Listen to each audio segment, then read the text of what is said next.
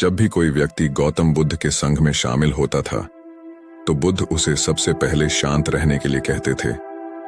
ध्यान की अवस्था में जाने से पहले उस भिक्षु को शांत रहना सिखाया जाता था। आज के दौर में हर तरफ शोर ही शोर है। इसकी वजह से दिमाग में तनाव पैदा होना लाजमी है। ऐसे में अगर आप हर रोज कुछ देर मौन रहने का अभ्यास करते हैं तो इससे आपके तनाव पैदा होने वाले हार्मोन के लेवल में कमी आती है। इससे आपका दिमाग शांत होता है, गुस्सा नियंत्रित रहता है और तनाव बढ़ाने वाले हार्मोन्स का लेवल घटता है। तो आज के इस वीडियो में हम जानेंगे कि किन मौके पर हमें शांत रहना है और किन मौके पर हमें बोलना है और शांत रहने से हमारे अंदर क्या बदलाव आ सकता है। दोस्तों, संध्या काल का समय था। तभी गुरु अपने सभी शिष्यों को बुलाते हैं और कहते हैं, कल सुबह सब लोग नदी में स्नान करने के बाद तुरंत हमारी कुटिया के सामने स्थित हो जाना। सभी इसी से हैरान रह जाते हैं कि हम लोगों ने कुछ गलती की है क्या, लेकिन गुस्से से ये कहते हैं कि हो सकता है कि गुरुजी कल सुबह कुछ अच्छी बात बताने वाले हैं। सब लोग रात को सही समय पर सो जाते हैं और सुबह उठकर सभी लोग नदी में स्नान करने के बाद वापस गुरुजी के सामने उपस्थित हो जाते हैं। गुरु कहते हैं, आज हम तुम सबको चुप रहने के फायदे के बारे में बताऊंगा। गुरु कहते हैं, 10 मौके जहां पर चुप रहने से होता है लाभ और बोलने से नुकसान। गुरु कहते हैं, अगर आप इन 10 मौके पर शांत हो गए यानी मौन हो गए तो आप जो चाहेंगे वही मिल जाएगा। आपकी जिंदगी में चमत्कारिक बदलाव शुरू हो जाएंगे। जरूरत से ज्यादा बोलना या चुप रहना दोनों ही अच्छी बात नहीं है। जैसे जरूरत से ज्यादा बारिश हो जाना या फिर धूप दोनों ही दिक्कत देती है, उसी तरह अनावश्यक बोलने से भी काफी नुकसान होता है। गुरु कहते हैं कि पहला ऐसा मौका जहां पर व्यक्ति को चुप रहना चाहिए, बिना तथ्य के ना बोले। अगर आपके पास कोई तथ्य नहीं है तो वहां चुप रहने में ही भलाई है। चुप बैठने से दिमाग में नई कोशिकाओं का निर्माण होता है और इससे धन की वृद्धि होती है। बोलने में भलाई वही है जहां आपको किसी चीज के बारे में पूरा ज्ञान हो। अगर आप बिना तथ्य के कहीं बोलते हैं या फिर बेवजह बोलते हैं तो आपका वहां मजाक भी बन सकता है। अगर आपके पास पर्याप्त जानकारी नहीं है तो ऐसी जगह पर बोलने से आपका मजाक तो बनी ही रहेगी, साथ ही साथ लोगों का भरोसा भी आपसे उठने लगेगा। इसलिए ऐसी जगह पर शांत रहो जहां तुम्हें पता ना हो कि क्या बोलना है क्या नहीं। कई बार कुछ लोग ऐसे होते हैं जो हर जगह अपनी उपस्थिति बताने लगते हैं। उन्हें पता नहीं होता है कि हमें क्या बोलना है, लेकिन फिर भी बोलते जाते हैं और फिर बाद में दूसरे लोग उनके जाने के बाद उनका मजाक उड़ाते हैं।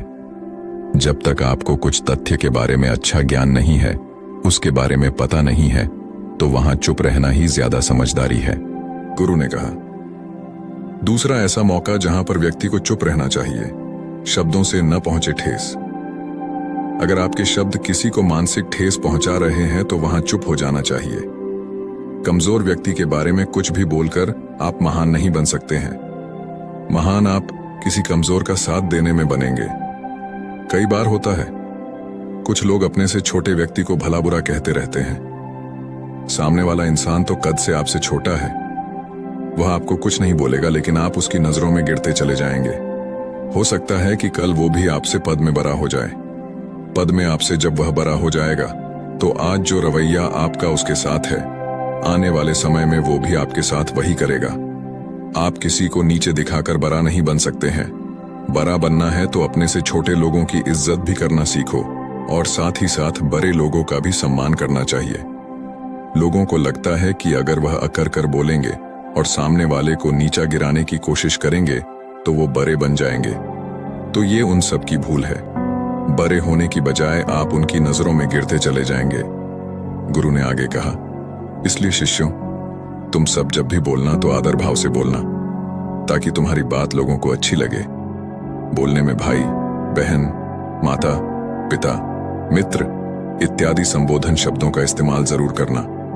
इससे तुम्हारी मान प्रतिष्ठा तो बढ़ेगी ही, साथ ही साथ लोगों की नजरों में तुम समझदार व्यक्ति बनते जाओगे।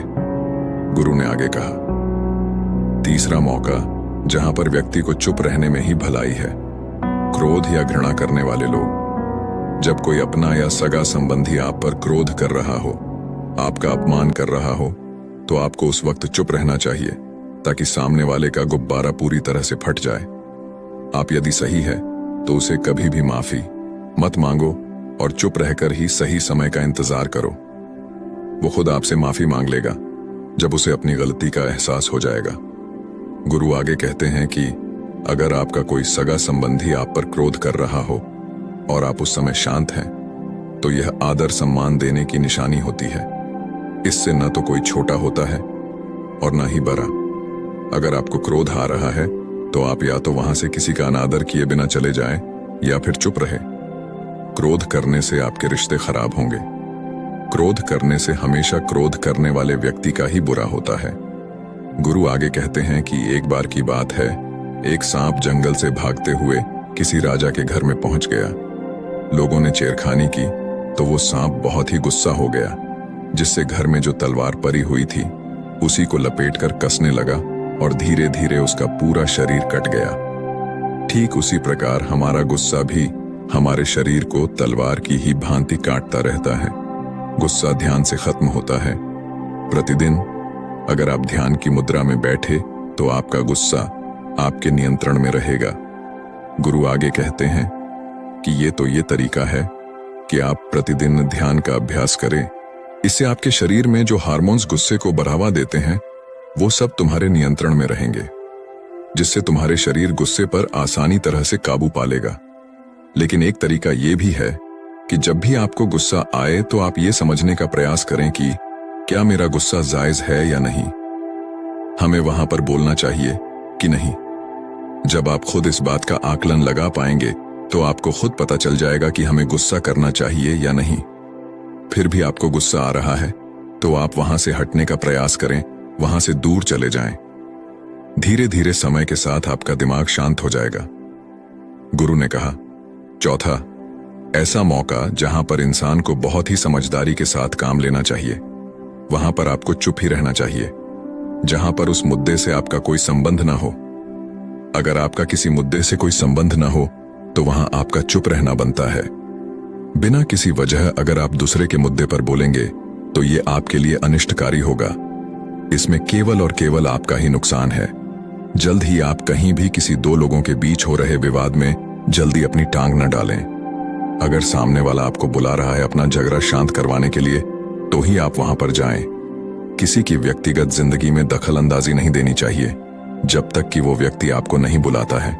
अपने झगड़े को शांत करवाने के लिए कुछ लोग फालतू में दूसरे के विवाद में कूद पड़ते हैं। इससे उनके मान सम्मान और मर्यादा पर लोग उंगली उठाने लगते हैं। गुरु कहते हैं कि 10 मौकों में से 5वां ऐसा मौका जहां पर व्यक्ति को बहुत ही समझदारी के साथ चुप रहना चाहिए। आपके शब्दों से किसी मित्र को हानि न पहुंचे। अगर आपके शब्द सामने वाले के परिवार या मित्रों की प्रतिष्ठा के बारे में बुरी झलक दिखा रहे हैं तो वहां आपको चुप रहना चाहिए। किसी के परिवार या फिर मित्र के बारे में बुरा बोलने से केवल आप ही बुरे बनेंगे। जो चीज आसानी से खत्म की जा सकती है उसे अपने शब्दों से बड़ा न करें। बिना चिल्लाए बात करने का प्रयास करते रहना चाहिए। अगर आप बिना चिल्लाए कोई बात नहीं कह सकते तो आपका चुप रहने में ही भलाई है। किसी पर चिल्लाने से आपके व्यवहार के बारे में पता चलता है। ज्यादा बोलने से चीजें हमेशा खराब ही होती हैं। कई बार कुछ रिश्ते ज्यादा तेज बोलने की वजह से टूट जाते हैं। इसलिए अपनी आवाज में मीठापन लाएं। आपके शब्दों से आपके दोस्त को हानि नहीं पहुंचनी चाहिए। कभी कभी जब हम दोस्तों से मजाक कर रहे होते हैं तो आपके शब्दों से किसी का अनादर न हो।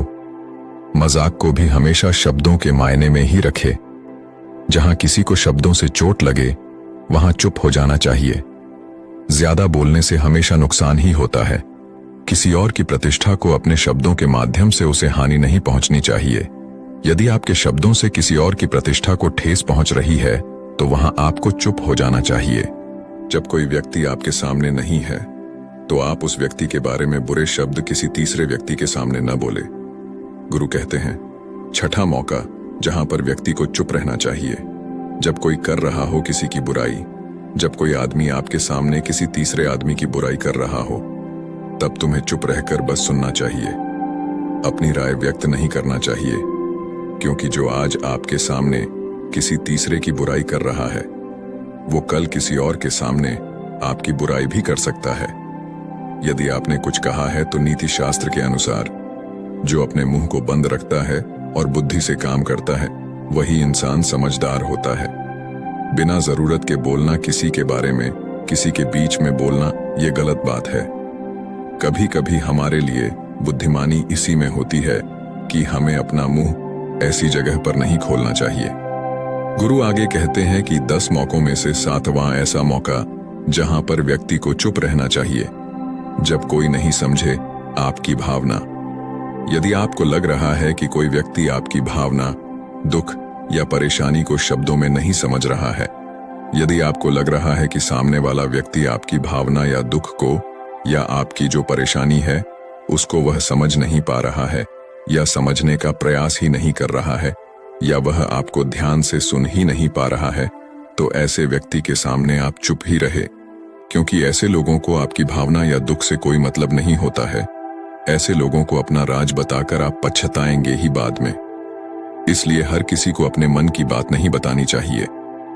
अगर आपको लग रहा है कि सामने वाला आपकी बात को नहीं समझ पा रहा है, आपकी भावनाओं को नहीं समझ पा रहा है, तो वहां पर आपको नहीं बोलना चाहिए, क्योंकि ऐसे में आपका मजाक ही बन जाएगा।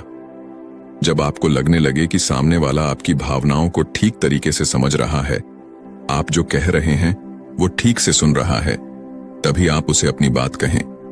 गुरु कहते हैं कि 8वां मौका जहां पर आपको चुप रहना चाहिए, जब कोई इंसान अपना दुख व्यक्त करे। यदि कोई इंसान अपने दुख या परेशानी को आपको बता रहा है, तो इसका मतलब ये है कि वो आपको अपना समझ रहा है। ऐसे में तुरंत ही उसे समाधान बताने के बजाय चुप रहकर उसके दुख या समस्या को सुने। उसके दुख या समस्या को किसी और को न बताएं।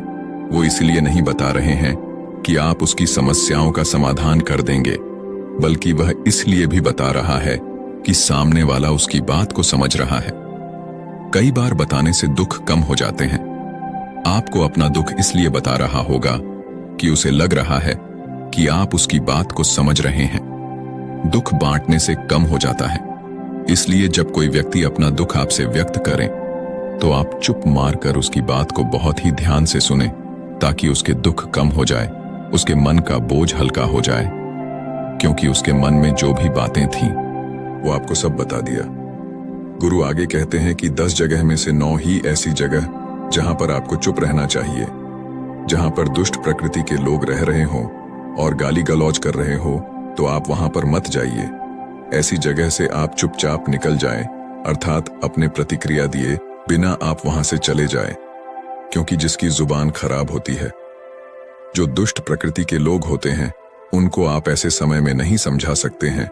जब उनका दिमाग पूरी तरह से शांत हो जाए, तभी वो आपकी बात सुनेंगे। इसलिए जहां पर दुष्ट प्रकृति के लोग आपकी बात को न मानते हो और नहीं सुनते हो, तो आपको वहां पर नहीं बोलना चाहिए। गुरु कहते हैं कि 10वां ऐसा मौका जहां पर आपको शांत हो जाना चाहिए। अपनी सफलता का राज हर किसी को न बताए। कई बार होता है कि कुछ लोग जो सफलता को बहुत ही जल्दी अर्जित कर लेते हैं, वो हर जगह अपनी सफलता का ढिंडोरा पीटने लगते हैं। ऐसे में क्या होता है कि कई लोग आपकी सफलता से खुश नहीं होते हैं। अगर आप अपनी सफलता का जबरदस्ती लोगों में ढिंडोरा पिटवा रहे हैं, तो लोगों की नकारात्मक ऊर्जा आपको प्रभावित कर सकती है। जब आप सफल होंगे तो सबको पता चल जाएगा कि आप सफल हो गए हैं। ढिंडोरा पीटने से नुकसान आपका ही होगा।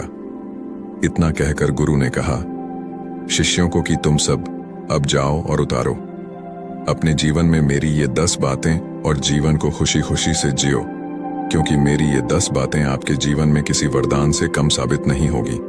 तो दोस्तों, उम्मीद है इस वीडियो से आपको काफी कुछ सीखने को मिला होगा, और अगर कुछ सीखने को मिला हो तो हमारे इस वीडियो को लाइक, शेयर और बुद्धा स्टोरियन चैनल को सब्सक्राइब जरूर कर लीजिएगा, और साथ ही कमेंट में नमो बुद्धाय जरूर लिखिएगा। धन्यवाद।